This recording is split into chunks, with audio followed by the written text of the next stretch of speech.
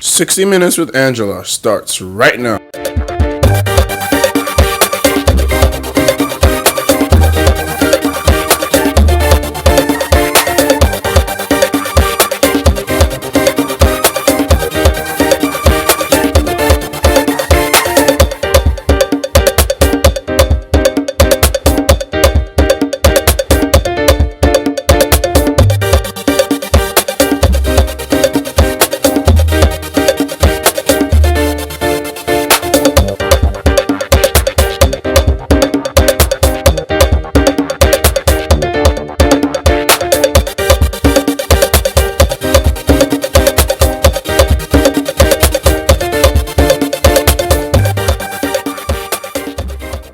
Now, there is a reason why Nigerians seem to be so focused on the February 2023 presidential election.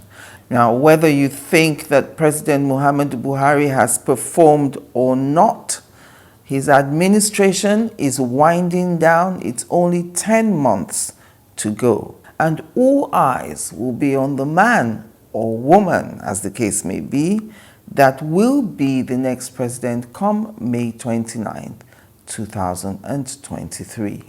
And what new thing will the ruling party, the All Progressives Congress, APC, be promising in the face of unending insecurity, a fractured psyche, and even with all the achievements that the Buhari administration is boasting of? My guest today, a former editor with ThisDay newspaper, still a columnist there, paints a bleak picture of the situation of insecurity in Nigeria, from Boko Haram to ISWAP, that's the Islamic State of West African Province, to bandits, to insecurity in the nation's capital, the Federal Capital Territory. We've had jailbreaks in Kuje Prison. We've had an attack on the elite brigade of guards that's in Buhari, a suburb of Abuja. We've had schools closed in the Federal Capital Territory, national exams disrupted, and even an attack on the advance team of Mr. President as he headed home to his home state for the Salah break. Eddy Odivwri, a former editor of ThisDay newspaper and still a columnist with that newspaper, joins me on the program today.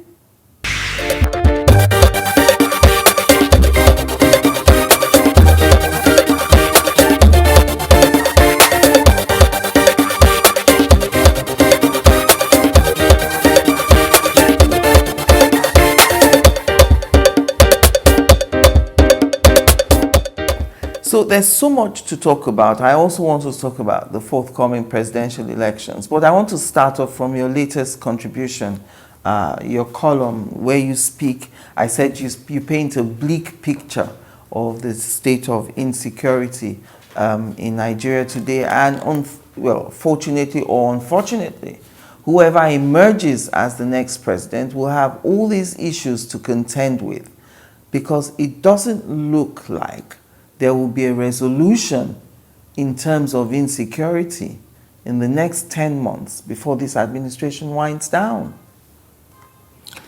Yeah, it's very frightening and very worrisome, I must say. Indeed, it will be a load of trouble for whoever that comes in after Buhari.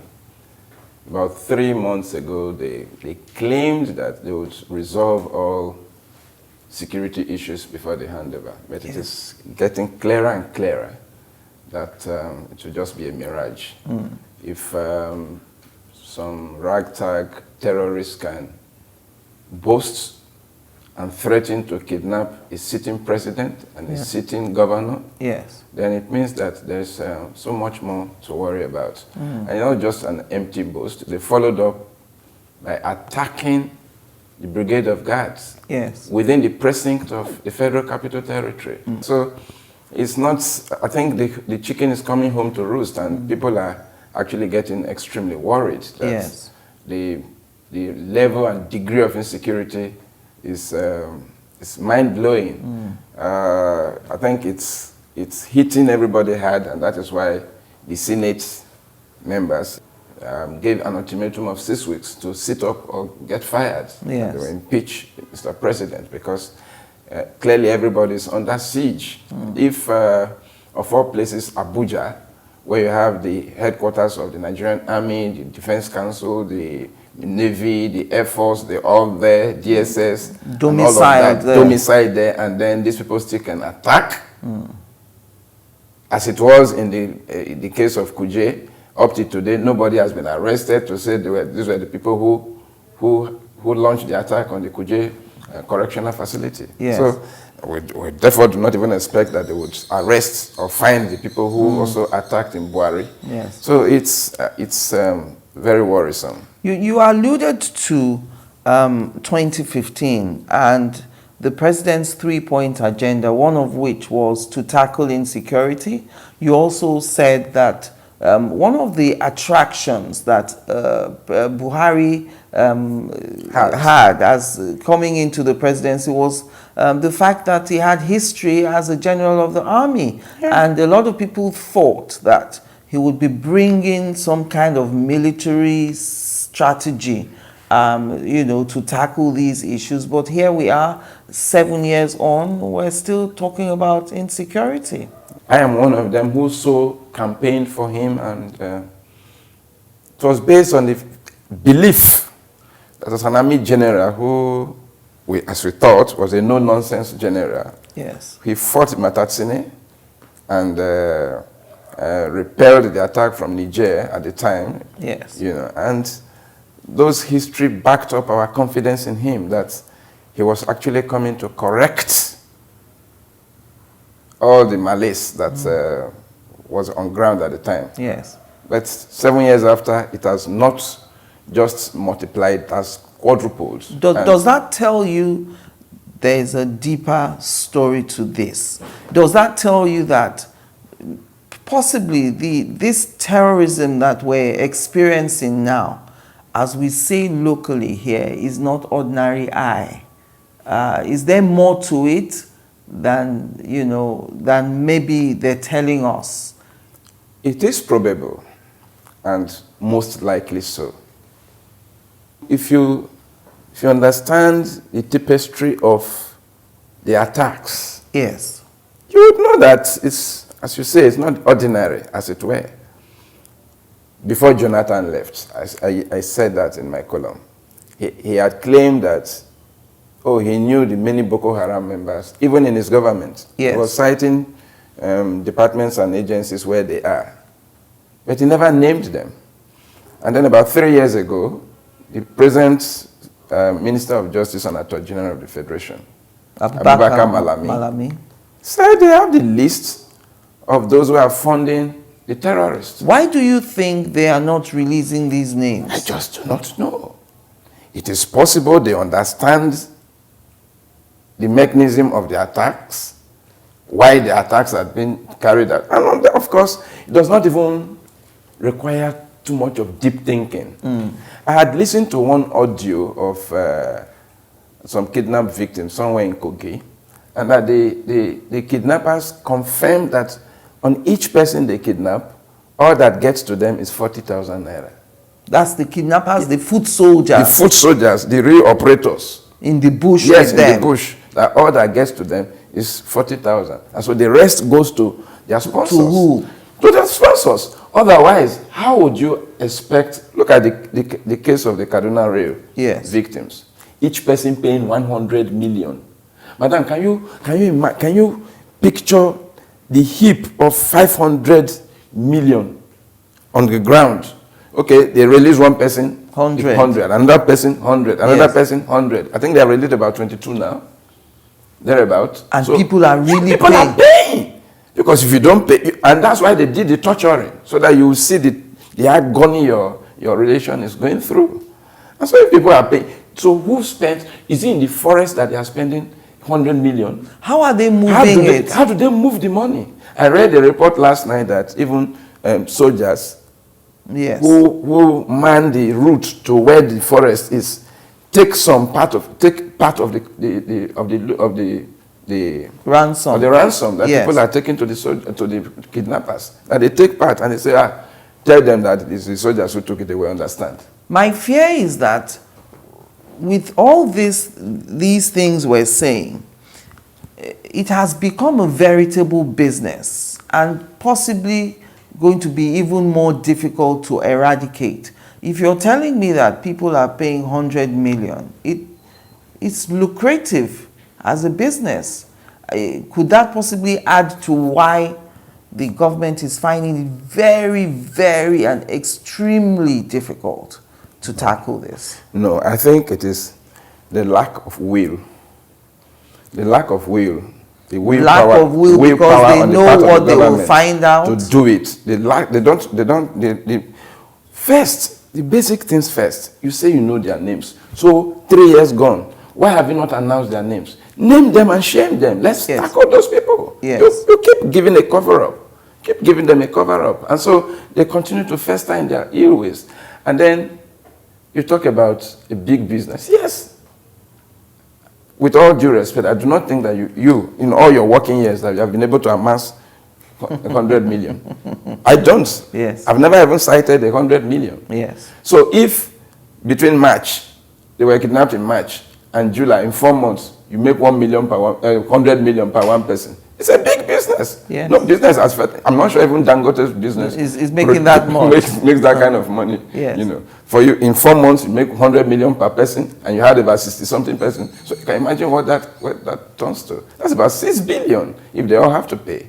So it's quite fertile. And the questions I raised in my column: first, how do they keep this money?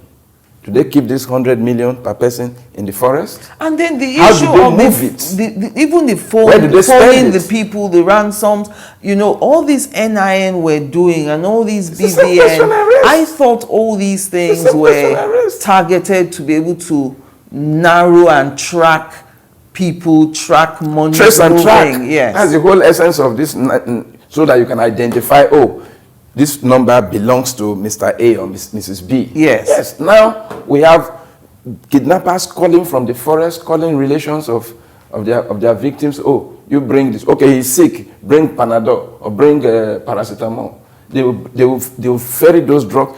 You know, there was a case a woman put to bed. Yes. Even in the den, and then they got a doctor to come come deliver the woman. After safe delivery, the doctor went back. How are they communicating?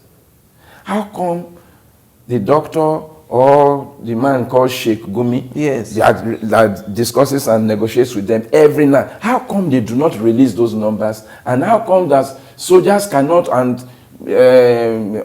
security operatives cannot use those avenue and services and information to be able to track and attack them? because if a Sheikh Gumi is negotiating on their behalf, he's still walking free, isn't he? That is the question I asked in my last column. And I said, what else is accessory to crime? It's an accessory to the crime. A man, you know that we are looking for this set of people. You know where they are. You go to meet them, you negotiate, you discuss. They will tell you what they want. You come back and announce, and you go back, and nobody is following you or tracking you. Exactly. Nobody checks on you, who you are, how you are doing that, and you are sleeping cool in your house. I can't. It's a mystery. And that an army general is the C of the country, and all of these shenanigans are taking place. Why were we so angry with Jonathan? We thought Jonathan was a lame dog, or the Chibok girls were kidnapped, and then he couldn't do anything. Yes. And then everybody said, oh, no, that's why we need a general with a fantastic fiery strategy. Yes. He would root and rout these people out. But here we are. They have multiplied. In the time of Jonathan, we didn't even have ISWAP. In the time of Jonathan, there were no bandits. In the time of Jonathan, we didn't have Ansaru. Yes. There's a complete multiplication and a mutation of these terror gangs in a way that the way they are operating, my sister, it's drawing near home, and everybody is scared. Now that Abuja seems to be under siege, schools, private schools, federal government colleges, they've all been closed. National exams are disrupted. They've told everyone, go home, no more NECO exams. Do you think that now that it's so close to the seat of power, something will be done? Well, let us hope and believe that something will be done. But the query is all the series of Security Council meetings they have been having. Each time there's an attack, there will be a Security Council meeting. What has it translated to? What is the effect of the... What are these? Oh, they always claim that we cannot discuss our strategy in the open. Yes. Let us see, if you cannot discuss it, let us see the effect action. Yes, let us see the effect of your strategies. Yesterday they had to... The law students, I think they were called to bar. Yes. The venue had to be changed because of the fear of attack on the law school in Buhari. So you see that palpable fear in the hearts and minds of everybody. Yes. There are different communities that are being attacked because maybe they are not high-profile persons who would hardly hear of them. But a lot is going on, and Nigerians are scared stiff. And that brings me to the question of what then, on what grounds will the APC be campaigning to stay in power? In the last 8 years, 7 years, so to speak, they've been in power there. What continuity are they going to say they're bringing to the table for 2023? It's really funny because there is no basis for thinking or claiming that you're coming to continue from where Buhari stopped. Where has it brought us? It brought us back. Took us back. In 2014, 2015, we were better off. The elite guards, the core, the security corps that guards the president and the vice president. That's the was Brigade attacked. of Guards. Yes, Brigade of Guards, attacked. It has never happened unless during a coup, the Babangida coup, and they shot one Brigade of Guards man dead. That was just all. Now, 2 or 3 were shot and killed, and then somebody says he wants to come and... Well, politicians normally, they would make claims and say things. You'll be surprised that if somebody like Lai Mohammed is sitting here now, you'll be surprised what he'll be saying about the government, as if we are not part of the country. Join us again after the break.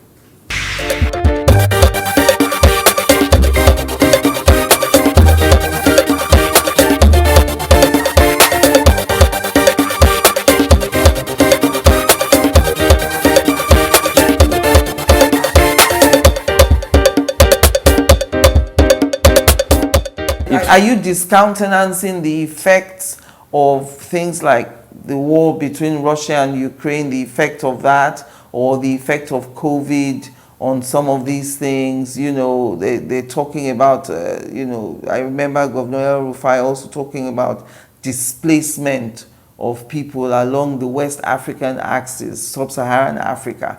All these effects, climate change, we're made to understand that sometimes these things dovetail into negativity. Perhaps that is right, but in a more discerning environment and society, yes, we should not be languishing in this kind of pain that we are seeing and experiencing. Russia-Ukraine crisis. If you ask me on the economic side, we should be smiling. Right now. Right now. We are an oil-producing country. So the scarcity of oil in the global market shot up the price. And so Nigeria should be exporting and be happy. Yes.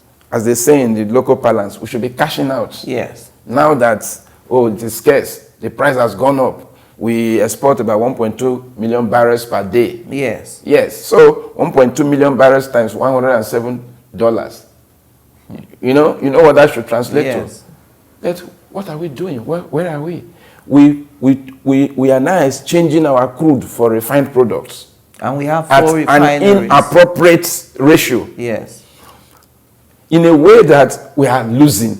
So rather than getting much more money because of the scarcity and the high cost of we are the one spending $1.342 trillion per month to subsidize petrol, just petrol, not diesel, not kerosene, not jet A1. Per month? Yeah, per month.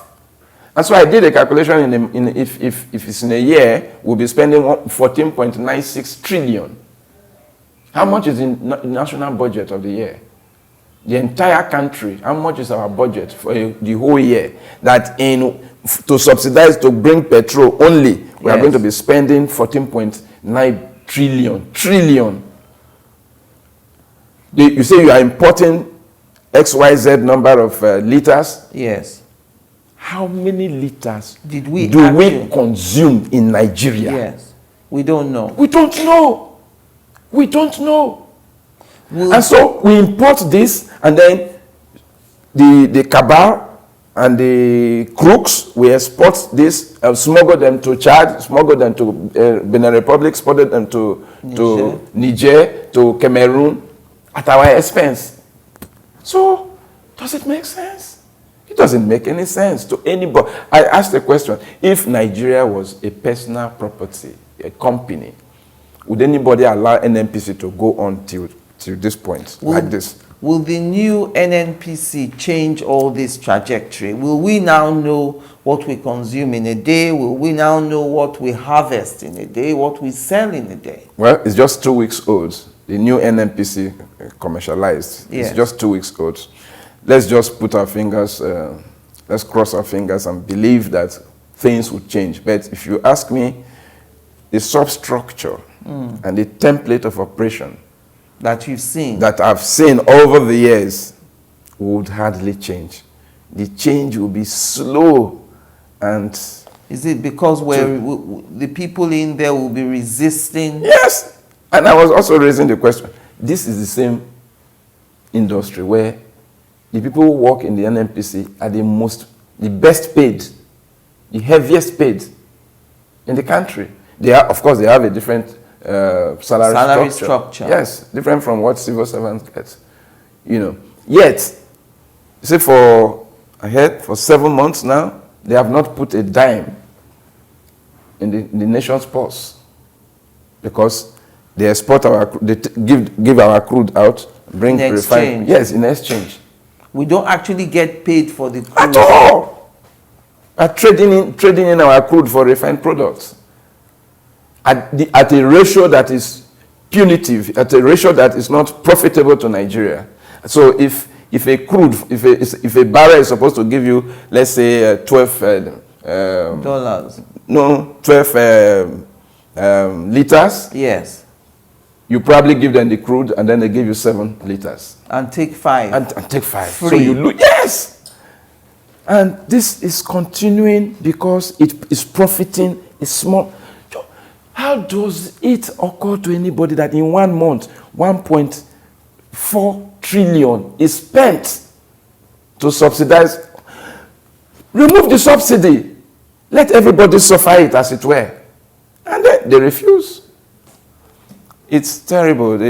As my mother would say, ignorance is bliss. It's better you do not know this thing than knowing it, because you will perpetually be angry with the Nigerian state.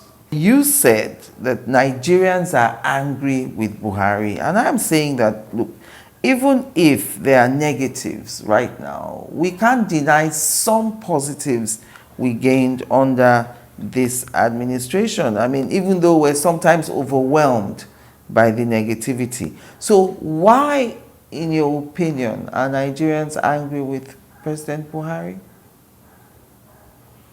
The reasons are sundry. There are a litany of reasons in all aspects. Okay, fine. Fashola was on television the other day talking about, so much roads have been done, bridges have been built. Good, but ask yourself, at what cost? Has Nigeria been as indebted as we are today? Ever? Yes, it's good to borrow. I can agree. I can accept that. And it's good to do infrastructure. Yes, borrow and use it to do things that we can see. Good and fine. But the amount of debt we are owing now, it would roll over so many years before they are paid. But that is even okay. It is good that they didn't borrow to pay salary, as it were. But the other side of the question is, besides this so-called infrastructure, what else can we credit the government with? Is it nepotism? We have 17 security outfits in this country, all 17 headed by Northerners. The customs, immigration, prisons, the army, all of them, Air Force. Chief of Air Staff. Check all of them. And then you aggregate all of that, we are not seeing the benefit. So why would we be happy? Women are crying, they go to the market, they cannot buy even just a tuber of yam. It's about 2,000 now. I hear my wife tells me that. 2,000. Palm oil you cannot buy, groundnut oil you cannot buy.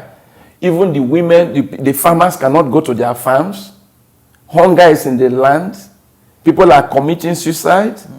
But the people who are supporters of the administration will tell you that this inflation is worldwide, it's global. Well, why does inflation bite hard? If your purchasing power, if you have your purchasing power to cope with the inflation, fine. How do you explain that as of today, or it was even yesterday, dollar was exchanging for 710 naira per dollar? 710. Aggregate that, calculate the ratio, calculate the percentage of inflation. At the end of June, we're already 18.6% inflation. It was only during the war that we probably had something like that. Yes. So, who would be happy? Schools are shut down. People cannot even pay their school fees. Recently, just 2 days ago, I heard that even the law school, children who pass out from school, graduate from their law schools in their faculties, cannot go to law school because law school will now send, University of Benin, you can bring only 20 students. Yes. University of Calabar. A quota. Yes, it's a quota. And this is happening at a time when we have diversified Nigerian law school. We have a law school in Lagos, schools, we have in Abuja, we have, I think in Kano, they have in Port Harcourt. So why are they still rationing? Exactly! At the time we left university, there was only all students from law faculties would go at the same time to this Adetokunbo Ademola in Lagos. Yeah. And then everybody will graduate. Now we have more law schools, and then we cannot take. And then people are now having to lobby the vice chancellors or the head of the head of the faculty to be able to let your child go to where are we going? In every sector, look at it. From February till now, ASUU has shut down all federal universities. All federal universities shut down. So why wouldn't there be crime? Why wouldn't there be Yahoo? Why wouldn't there be fraud? Why wouldn't there be all kinds of malfeasance? Yes. So if you aggregate all of that, nobody naturally, reasonably should be happy. Because there's nothing to laugh about. There's nothing to... We are just even happy lucky in Lagos that to a large extent Lagos has remained safe. Yes. Otherwise... And some people would argue that with you. That Lagos to a large extent, I said. To a large extent, Lagos has remained safe. What are even the security challenges we are facing in Lagos are because of youths from Niger, Chad. Yes. Many of the Okada riders are not Nigerians, as we see them, because they don't even speak our English. So the threat to impeach the president, though, by the senators, let's look at that. What exactly are their grounds? Are they angry about ASUU, or are they angry about the insecurity? And what effect do you think that threat will have on anything? Well, the ruling party, the APC, has a majority in the Senate. Clearly so. Yes. But many of them who are sincere will admit, perhaps not in public, that the country is not doing well. So the protest led by the senators from the opposition parties, yes, it is an expression of discontent. It has gotten to this point. Now, if Abuja can be attacked, many of them in Kogi cannot even go to Kogi. Those in Kaduna cannot go to Kaduna. Yes. Since March, that the train was attacked, it has not been fixed. So that rail service has been suspended. For now. Yes, yeah. since that time till now, it remains so. People cannot go on the road to Kaduna. The lawmakers, they are stranded in Abuja. And so this same Abuja that they are stranded now is no longer safe. So why won't they shout? So if they are threatening to impeach, it is as a result of the pressure that is now on them from every corner. But would they succeed in impeaching the president? I dare say no. Do they have the numbers? I dare say no. But it's enough to rattle the president. Yes. Otherwise, I mean, look at it. On July 5th, the Kuje prison was attacked. That same day, he left for Senegal. Yes, but he left for Senegal after inspecting. The trips may have been pre-planned. Yes. But why is the word called cancellation? Why is the word cancellation? When does it come to effect? You see a clear and present danger in your domain, and you are still traveling. It's like Perenero fiddling away while Rome is burning. Yes. And then he went to Senegal and he came back. On the day his brigade of guards were also killed, he left and also went to Liberia. To do what? To deliver a lecture on peace and security and prosperity. When your home is burning and you are going to deliver a lecture on security in Liberia, is Liberia not far more secure than we are facing? I think statistics have also shown that Nigeria is about the 6th most terrorized country in the world. Yes. We are heading to where Afghanistan is. We are heading there. And then you go. So there's a laissez-faire attitude. There's a complete sense of indifference. If I like, make one die. If I like, make one not die. And then it goes. And so everybody is tired. Everybody's... during the Salah, he told Nigerians that he's tired and is eager to go back. He wants to come back home. If you're tired, throw in the towel. You have a vice. You're almost 80 if you are not even more than 80. Yes. Go home and rest and save the country. You cannot tell us that you are sitting there, you are the president, and everything is crumbling. And then you wonder, why would anyone then want to be president? Let's come to the 2023 elections. You know, there are about 16 parties participating. We now know the top 3. I'm calling Labour Party a top 3 because, you're right. You know, Peter Obi has made waves. Why would anyone want to be president with all these problems that you've listed? There's enormous power in the presidency. Enormous. Almost infinite. Such that it's so attractive. Otherwise, Asiwaju Bola Tinubu will not be telling you it's a lifelong ambition. He's been dreaming about being a president all his life. There's enormous power in it. If whatever you say holds, as it were, to a large extent. Yes. You know. So there's so much your children are exposed to presidential flights. They can take presidential flights. Your bills are paid by government. Your bills of you and your family, your entire kindred, and everybody is paid by government. Everything is borne by government. Yes. So free house, whether there's diesel is expensive or not, it's not your problem. Whether NEPA is not working, it's not your problem. There's enormous power. If you are talking about presidents, why are people almost dying for governorship or even councillorship? Because there's so much power. For a man to preside over a national budget of 6-point-something trillion, and it's a powerful president that says, do it, and everybody does it the way he says. Yes. Do it this way, give this job to this person. So there's enormous power, and that is what they are craving for. All these other problems, don't mind many of them. They are not even coming to solve those problems. Many of them are not coming to solve those problems. Because some of them are not even sincere, and they do not even sufficiently understand the chemistry of some of these problems. Yes. Join us again after the break.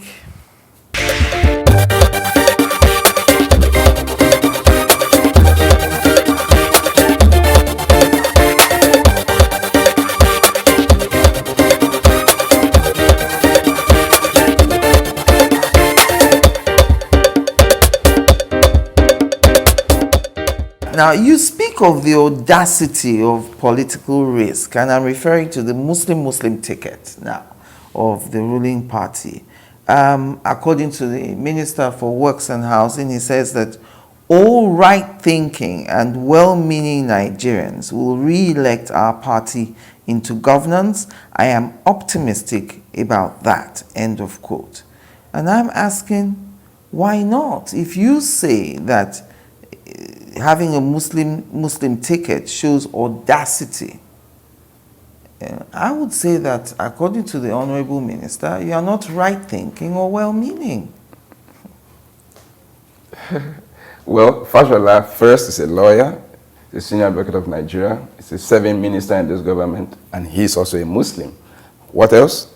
He was a political son to the same Bola Tinubu, so we wouldn't expect him to come to the public stage to counter his godfather in politics, as it were. Yes. But having said that, how does he give an enumeration of how many Nigerians are well-thinking? How many Nigerians are well-thinking to think that, oh, they will vote his party? What is the attraction to make you vote for the party? This man came on 3 premises. 1, he will tackle the economy, tackle insecurity, and tackle corruption. Yes. Under his nose, one man called the Accountant General of the Federation stole 80 billion, and then they added another 19 billion, and it's already been tried. Yes. One man, 80 billion. Where were the people that were supposed to be checking him? Where was the Auditor General of the country? One man stealing that. Under this government, how much is ASUU asking for? Perhaps 1.3 trillion, as they say, they claim. The renovation of the National Assembly is going to cost 400 billion. Renovation. Not building a new structure is costing that amount. And then they say they spent 200 and something billion to feed children. Even during COVID, in school children, everybody was at home, but they were spending such amount of money feeding children in schools that were shut everywhere in the world. So if Fashola says that, certainly is just playing raw politics and an offensive politics, because some of the things they say, they are an attack on our collective sensibilities. It is not right that we'll progress at this point in time of Nigeria with a Muslim ticket. If it could happen in the days of Abiola and Kingibe, it was a desperation to get Babangida out of the way. Get the military get the military out of the way. Yes. And so people didn't quite mind. And even at that time, the consideration and concern about religion was it was not an issue. It was not a serious issue. I covered the 1993 election, and so I saw Kingibe, I know Abiola, I was always with them. There were people who were patriotic, they had that zeal and zest to grow Nigeria. So the question of your religion and the rest of it did not matter, but not at a climb like this. Did you hear that even overnight they attacked Owo again? Yes, with bombs at about 2 a.m. Just a month or so thereabout ago, a Catholic church was bombed and over 40 persons were killed. Look at the amount of Catholic priests that have been kidnapped, some killed, some released, both in Edo and in Kaduna. And then in the outlook of this religious offensives, you still want to mortgage Nigeria with a Muslim ticket. And what is even more, the man that you have also picked as your running mate has been accused, it's not been proven, has been accused of having very strong link with these terrorists. I very clearly recall when he was a governor, he was, the military were actually arresting some of these Boko Haram persons and throwing them into jail. Yes. He came out and was telling Jonathan that you are killing my people. You are killing my people. Who are the people? Terrorists. And so that is the same person, how many years after, they have brought to be a vice president. So if a president, a Muslim, goes out, he travels, next person who is also presiding is another Muslim. It has never really worked like that. Ordinarily, we wouldn't mind. Yes. We shouldn't mind because they ask the redundant question. If you are in the hospital, do you check the religion of the doctor treating you? If you are in an aircraft, do you check the religion of the pilot? Yes. Because in such cases, it doesn't matter, but not in politics. At least the politics of the present day in Nigeria. Yes. Everything is sensitive. They are still there. You think that the argument that the Southwest doesn't pay attention to religion in deciding who to vote for, does that hold any water with you? Yes. Yes, I would believe so. I would believe so. But as a Christian, do you feel safe with that ticket, Muslim? By no means. But I'm not even disturbed. There are other options. Yes. Why is everybody even crying about the one with Muslim? Is that the only party? It's not a one-party state. There are, as you said, there are 16 other political parties. So if we're not comfortable with the Muslim ticket, there are those that have given chance and position to Christian Muslim or Muslim Christian tickets. So yes. We'll go with those ones. If I'm not comfortable with party B because it is a Muslim ticket, probably party A would accommodate my religious sentiments and feelings, and I would support that. One of the things you said that caught my attention, you said the calculations behind the choice of Shettima are cold and worrisome. And that's because competence and reliability were the two qualities that the APC presidential candidate gave for choosing Shettima as his running mate. Competence and reliability.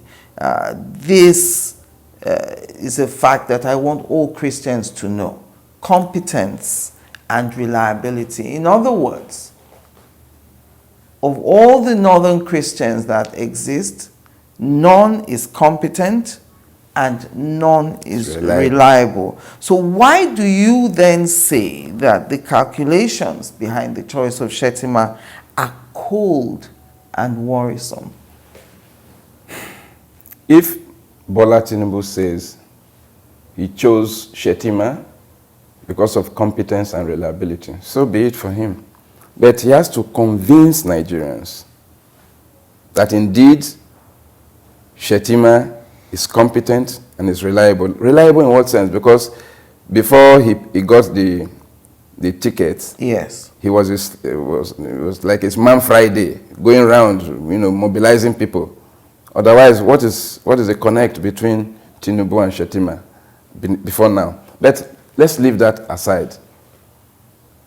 What is the proof of the competence of Shettima? What legacy did he leave behind in Borno when he was a governor? What was it? What can we credit him with? The man there now, Zulum. Yes. Professor Zulum, even in the face of so much antagonism by and wreckage by the Boko Haram people, has done creditably well. He's rebuilt schools, rebuilt villages, hospitals.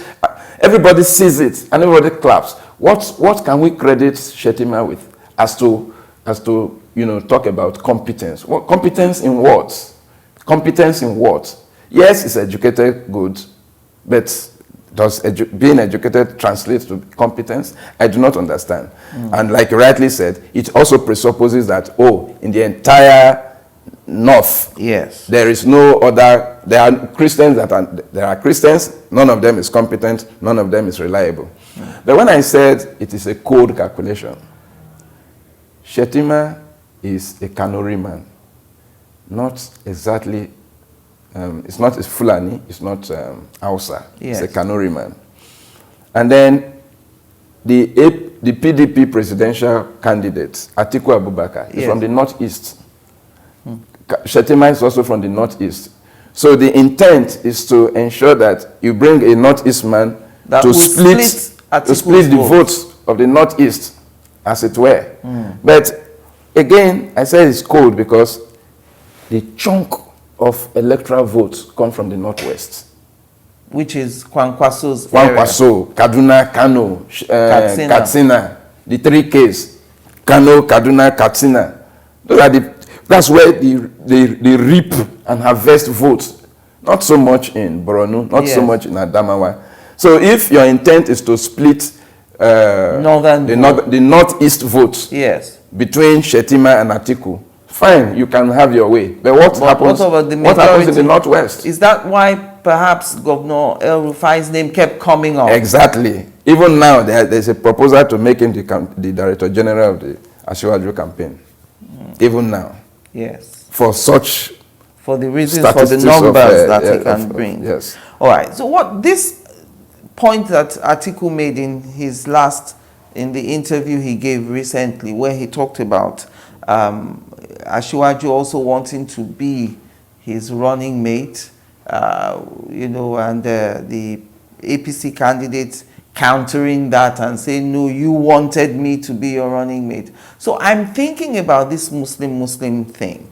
If indeed in 2007, Tinubu wanted to be vice, Atiku said no to Muslim. Then 2015, Tinubu wanted to be vice again. Buhari says no Muslim. Could this Muslim he's proposing be a way to show that, the political genius that I am, I can pull this off, and I will finally show you all that denied me in 2007, denied me in 2015, that a Muslim ticket can work in this country? I agree with your analysis. Yes. Yes, it is probably to prove those times wrong, prove those people who had those beliefs that they are wrong. Yes. And that's why I use that word, audacity of a political, is it risk? Yes. It's a risk. It's a risk. It's a big risk. Now, right now, the country is so clearly divided between Muslims and Christians. And I must say here, I do not believe Tinubu's story that Atiku offered him the VP slot. Why don't you? A lot of people are saying they rather accept Atiku's version. Yes. No, the question to ask is, so when they offered it to Tinubu, did he reject? He never said whether he rejected. If knowing that this presidency had been his lifelong ambition. Yes, and someone offered it to him. So did he reject? On what ground did he reject? Or was he protesting and protecting the Christian faith at the time? That's why he rejected, or he didn't like to be in power. Why did he reject? Why did he turn down Atiku's offer at the time? So I do not believe him. Rather, I believe what Atiku said. And Atiku made the point that was the point of his departure. It was at the point when they did not agree, he refused to. Go and read the story of how Osinbajo even emerged. Yes. They were negotiating. Now, Tinubu was very, very brash to Buhari for refusing to take him. And at a point, he walked out of the meeting. He drove out that night, So point to make is, he has been craving for this. And now he believes that he's such a political whiz kid. Yes. That he can turn water to wine. And whatsoever he wants, he will get it. It will happen. Yes. He boasts that he has never failed any election. But I hope that he doesn't get disappointed at this point. Because yes, I agree he has a large following. Yes. And those who love him really love him. Yes. And those who also hate him acidically. Two extremes. Acidically. They do not even want to smell him 10 kilometers away from where they are. So he's coming to test both his popularity and his audaciousness in picking a Muslim and the people claim, his wife is a pastor. So that argument is just neither here nor there. What does that mean? So what? So what? Your wife is a pastor. And until this present governor, Sanwo-Olu, he has also ensured that it has to be a Muslim that will keep succeeding him. Fashola was a Muslim. And the other Ambode, I don't know which faith he was. He was Christian, I think. I don't know what he was. Yes, because remember Ambode's wife had that altercation in church, in the chapel. The same way Fashola's wife is a pastor, a Christian. Catholic. Yes, Fashola's wife was a Christian. Tinubu's wife is a Christian. But they are all Muslims and the rest. So, point to make in all of this is, he just wants to challenge Nigerians to say, okay, I've picked a Muslim. Yeah. Let's see how you can stop me. And he's desperate. And it is that desperation that led to the sewing of cassocks and whatever to give to mechanics and yam sellers to wear during the unveiling of Shetima. The hiring of bishops. So, but why did you not see that Osun election as a rejection of the APC as a ruling party in general? No, the reason is that I think Osun is pretty an isolated case. That APC was rejected in Osun does not necessarily translate to the national rejection of the party. Take the individuals in question. How effective was Oyetola? I listened to the debates. Yes. Even if you listen to him, the ideas don't hit me like somebody who knew exactly what he was doing. I mean, when I listen to... He might not be an orator, but... Yeah, but okay, he's not an orator. Is he a performer on the ground? All these fellow contestants kept talking about how poor the people are, how bad the roads in Osun are, how poor the schools have been. The rating, the WAEC rating of Osun is very low. So, and it wasn't always what are the indices? If you check the indices of the performance, the GPI, all of that, you cannot see anything sparkling, as it were, in Osun. So, and then they made the mistake of also fighting Aregbesola, the former governor. The former governor, whom he succeeded. Yes, they are not on the same page at all. They are not on the same, not even on the same book. So that also affected. And what is more, people believe that in 2018, Adeleke won. Yes, and that it was robbed of the victory. Yes. And so this time around, there was a groundswell of support. And then let's see how you are going to do it this again. This time we are not going to leave any room for... Let's see. So that's why the volume of votes also increased. The people, of course, with the awareness that people have had with social media and the rest of them. Yes. That's what happened. So I do not think it exactly translates to the fact that, oh, people hate APC. Yes. That individual is the fellow in question. So do you foresee Osun State voting for APC in the presidential election? Not likely. Not likely? Not likely. Not likely. You think PDP will take Osun State? I suspect so. Will it make any difference if there's a reconciliation, a real reconciliation between the APC presidential candidate and the former governor, Aregbesola? If there's a true reconciliation between them, will that help? I am not certain. Well, you use the word if there's a true reconciliation. I am not certain that reconciliation will take place because the animosity between the two gadflies is deep now and it's getting worse. And with the outcome of the election in Osun, it has even further worsened the relationship.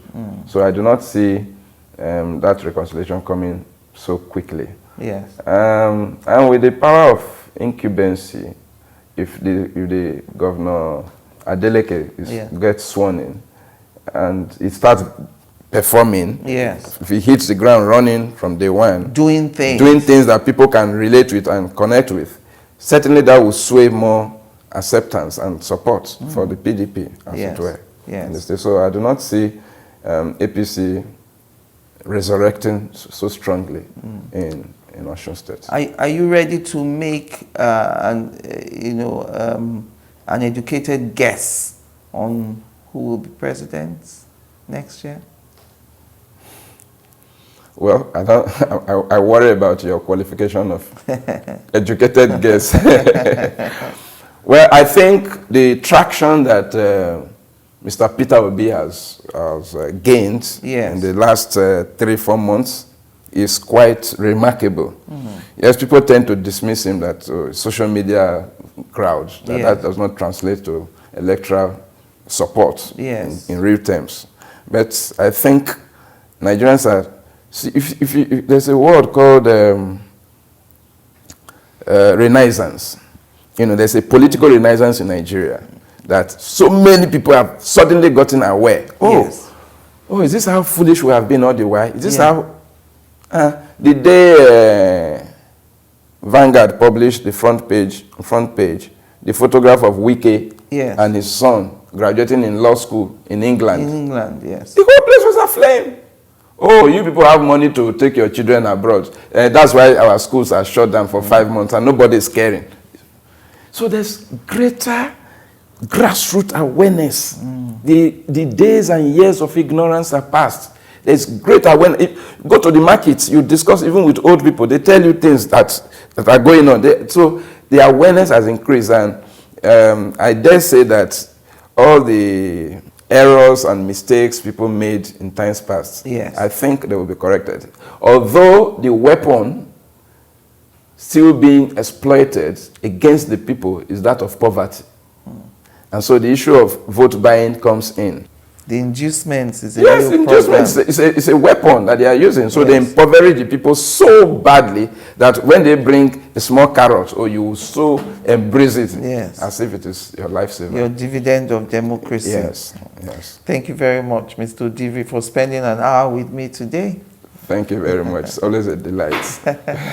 And thank you for watching. I'm Angela Ajetunmobi.